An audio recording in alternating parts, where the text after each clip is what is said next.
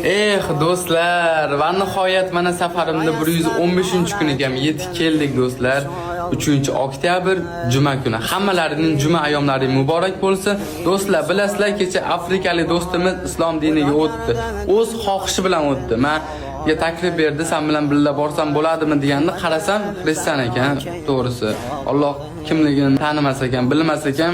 Men aytdim, "Islom diniga o'tsang, birga borishim mumkin" dedim. U o'taman dedi.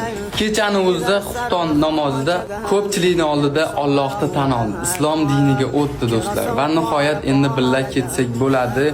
Inshaalloh bugun juma namozini o'qib, uspet qilsak bugun, bo'lmasam ertalab yo'lga chiqamiz do'stlar. Kuzaturinglar, tinmasdan video qo'yib ketaman.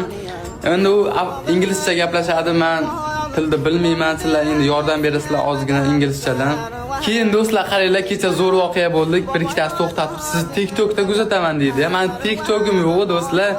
O'zim kecha ochib sirazi kirsam, shunaqangi nediklar ko'payib ketibdi. O'zim original nedik TikTok akkaunt ochdim. Nedik piyoda desalaring chiqadi mana.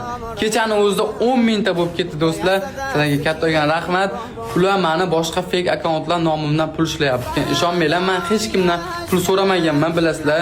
Pul tashlab beringlar, och qoldim, yo qolib ketdim demaganman. Inshaalloh Allohning yordami bilan Allohning uyiga yetib boraman va sizlarga salomlar aytaman.